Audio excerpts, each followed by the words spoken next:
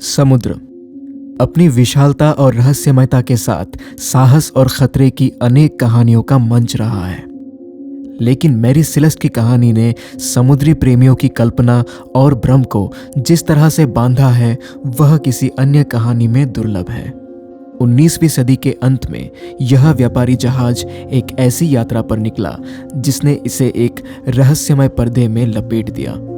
आइए हम मैरी सिलेस्ट की कहानी को सुलझाने की कोशिश करें और उन सिद्धांतों का पता लगाएं जो आज भी इस भूतिया जहाज के इर्द गिर्द बुने जा रहे हैं। ये कहानी 1872 के नवंबर महीने के एक ठंड भरी दिन में शुरू होती है। जहाज मैरी सिलेस्ट न्यूयॉर्क से जेनेवा इटली की ओर अपनी यात्रा की तैयारी कर रही थी, जिसका कमांड कैप्टन बेंजामिन ब्रिग्स संभाल रहे थे।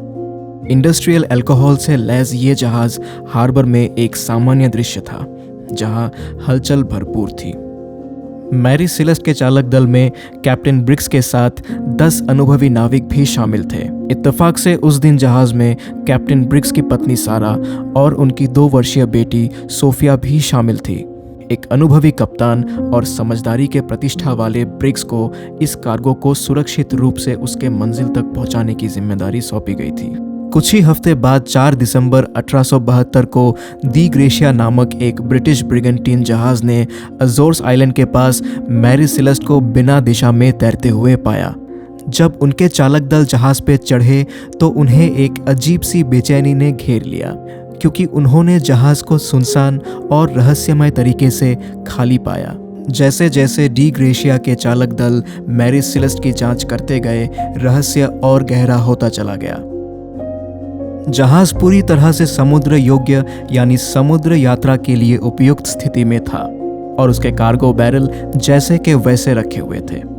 फिर भी हड़बड़ाहट और तेजी से निकल जाने के संकेत जहाज में हर जगह नजर आ रहे थे। व्यक्तिगत सामान, नेविगेशन उपकरण और यहाँ तक कि जहाज के लोग भी गायब थे, जो कि साफ तौर पर असामान्य था। मैरी सिलेस्ट समुद्री इतिहास के सबसे बड़े रहस्यों में से एक माना जाता है। चालक दल की अनुपस्थिति, साथ ही जहाज की समुद्र योग्यता ने शताब्दी से अधिक समय से इतिहासकारों को उलझन में डाल रखा है।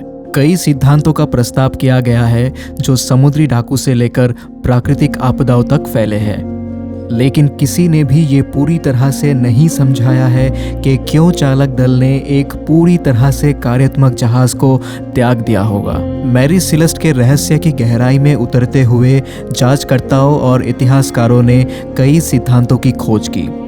कुछ ने समुद्री डकैती की संभावना पर विश्वास किया, जबकि अन्य लोगों ने बगावत या किसी अचानक और अस्पृष्ट आपदा के बारे में अटकलें लगाई। समुद्री राक्षस और एलियन अपहरण जैसे सिद्धांत भी उस भूतिया जहाज की आसपास की कथाओं में जगह बना चुके थे। मैरी सिलेस्ट रहस्य पर किताब लिखने वाले एक लेखक से लिए गए एक इंटरव्यू में वो कहते हैं कि उनके खोज के दौरान उन्हें ये पता चला है कि मैरी सिलेस्ट का अंतिम लॉग दर्ज 25 नवंबर 1872 को हुआ था। उन्होंने कहा कि उस दिन तक सब ठीक लग रहा था, लेकिन चालक दल का रहस्यमय तरीके से लापता हो जाना ही सबसे बड़ी पहेली बनी हुई है।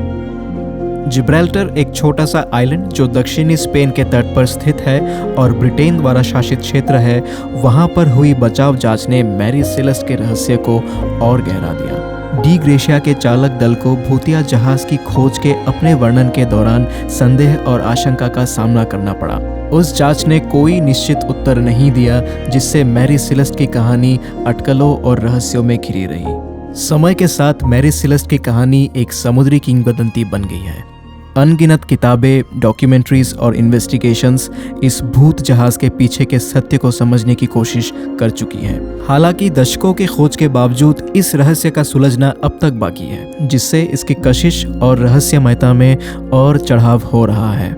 मैरी सिलेस्ट अज्ञात और अनसुलझे की एक परिभाषा बन चुकी है। तकनीकी विकास के साथ नए सिद्धांत उभर सकते हैं, लेकिन इस भूत जहाज की कशिश हमेशा टिकी रहेगी।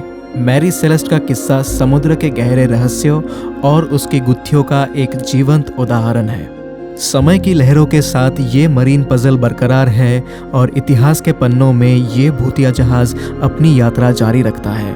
हमें उन लोगों के भाग्य के बारे में सोचने के लिए छोड़ते हुए जिन्होंने कभी इस जहाज को अपना घर कहा था।